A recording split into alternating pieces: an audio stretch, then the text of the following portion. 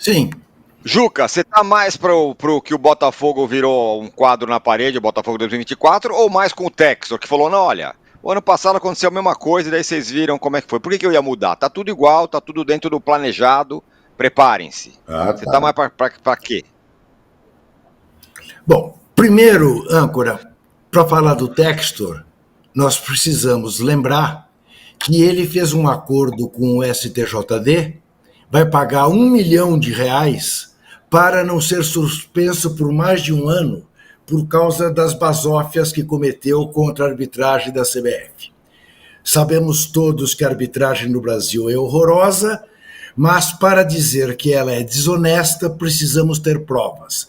Está claro que ele não tinha prova alguma, tanto que topou fazer este acordo meio à socapa, meio sigiloso, né? Mas que a gente precisa falar. Tudo aquele que ele disse, ele jogou fora ao topar esse acordo com o rabinho entre as pernas. Tá? Então essa é a primeira coisa, é a mais importante. E o dinheiro vai para a CBF, Juca.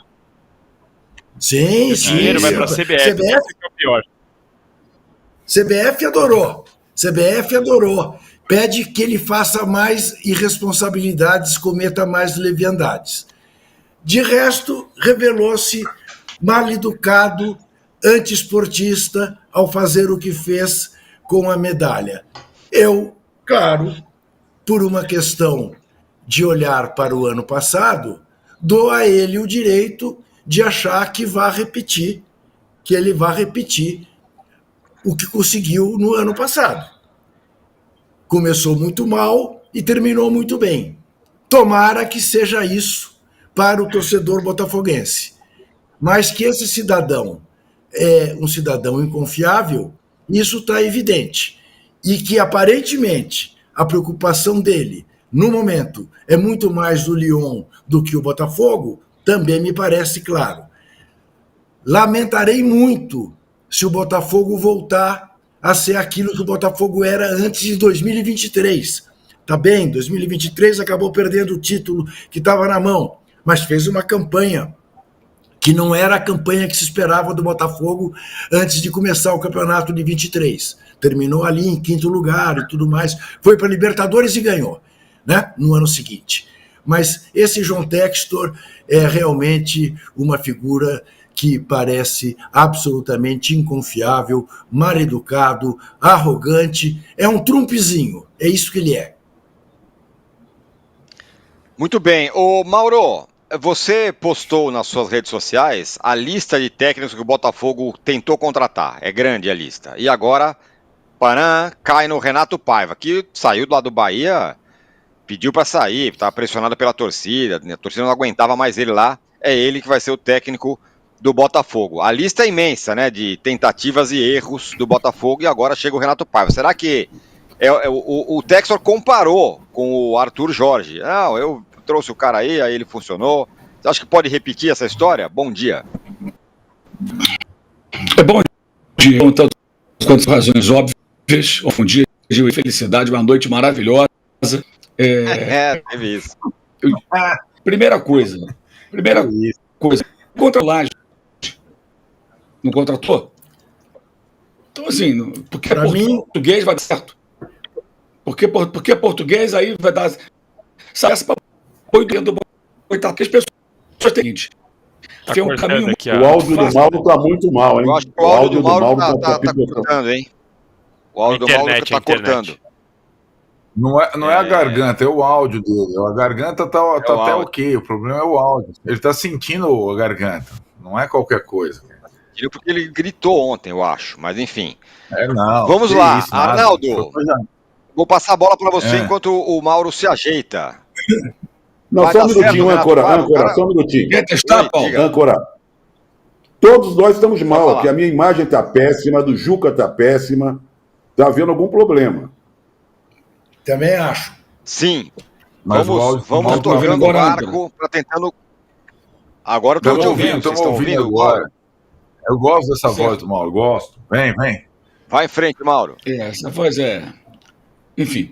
Mas como eu estava dizendo, cara, mundo maravilhoso das SAFs. Você está quebrado, você não paga dívida, você não faz nada para se organizar. Alguém vai lá, compra o clube, a dívida do clube social vai para escanteio. Aí você pega a grana do investidor, contrata jogador, mas não paga a dívida. Vale para todas as SAFs, tá? A não ser aquelas que quitem suas dívidas de verdade. Os credores ficam ali batendo na porta, vão para a justiça. Vai ver as entrevistas do Mano Menezes falando do Cruzeiro. Aí, do nada, sai comprando jogador, monta time competitivo. Quem pagou conta, quem pagou dívida, quem se organizou, passa de otário. Passa de otário, porque do nada, um time pobre, quebrado, vira um time competitivo, forte, aí ganha. Mas tem um outro lado da moeda. Quem manda é o dono, irmão. Quem manda é o dono, ele faz o que ele quiser, joga a medalha fora, não contrata jogador, prioriza o outro clube do grupo, é o direito que ele tem. Ele não está errado. Ele não está errado. Ingênuo é quem acha que o dono vai ficar ali apaixonadamente pelo clube em questão. Não existe isso. Não existe isso. Você vê o caso do Vasco, o momento do Botafogo, o caso do Cruzeiro, com contratações absolutamente sem nexo, um técnico recém-chegado que já revelou publicamente ali que o que ele pensa a respeito, né, dos jogadores, investimento e resultado.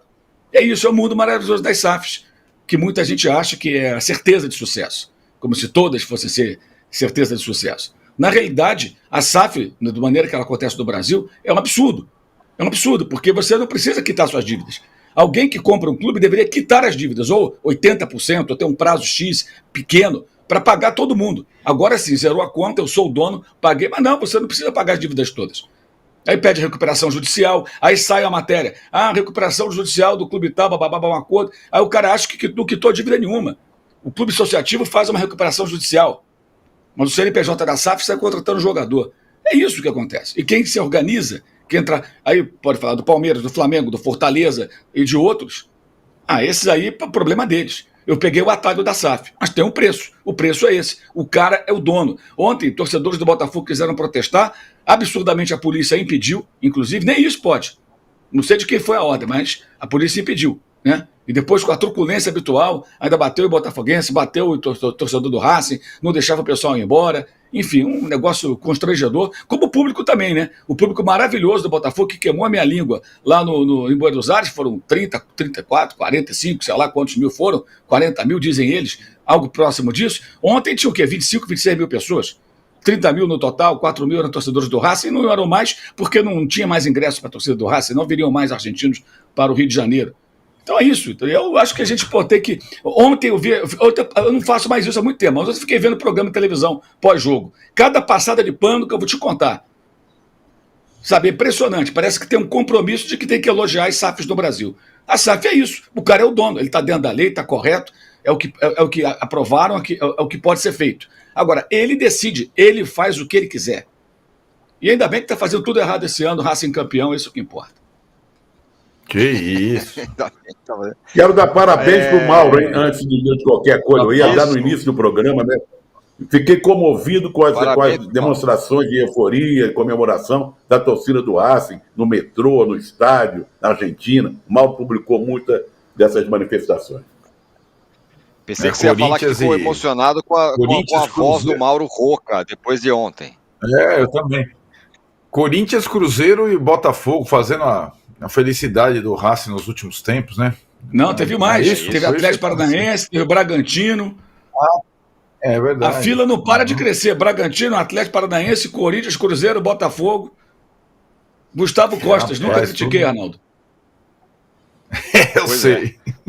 Eu e Sibila, Arnaldo, nunca criticamos. Renato Paiva, Diga. Como é que fica? Vai funcionar? Renato Paiva, hein? Que coisinha bonita, hein? Eu estava em Salvador na semana que o Renato Paiva foi demitido do Bahia. Os torcedores do Bahia queriam matar o Renato Paiva, cara. Ele conseguiu brigar com a torcida do Bahia, que é uma das coisas mais, assim, enfim. Não sei se vocês lembram da passagem dele ali. Foi tumultuada, entrevistas coletivas ríspidas e tal e tudo mais. É um pouco o que o Mauro estava falando, porque eu acho que o Textor tem uma fórmula que ele acha que vai aplicar a cada temporada e vai dar certo. Escolha um técnico português antes de começar o Campeonato Brasileiro e esqueça os primeiros meses da temporada. É mais ou menos assim que ele obteve sucesso relativo com o Luiz Castro e efetivo com o Arthur Jorge o ano passado, né?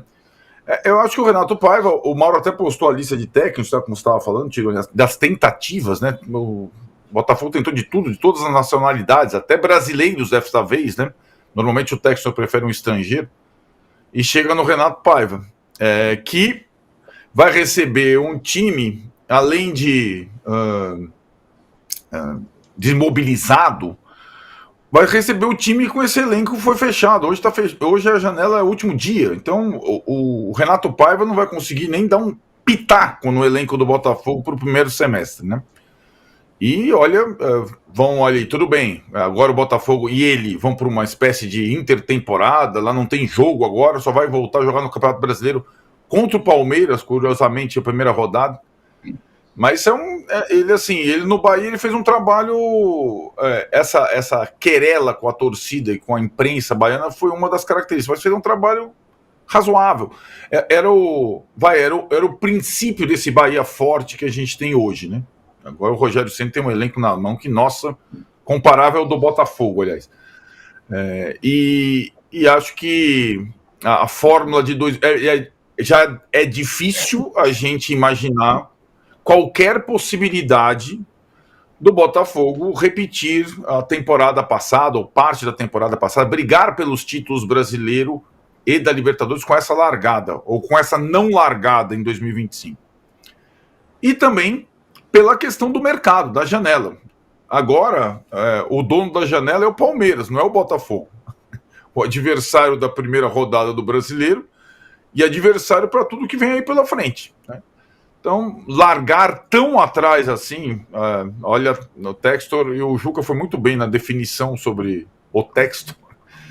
Eu acho que dessa vez não vai dar tão certo como deu o ano passado, e relativamente com o Luiz Castro, né? Eu acho que o Renato Paiva tem menos condições do que os outros dois pelo descaso que assolou o Botafogo nesses primeiros meses do ano.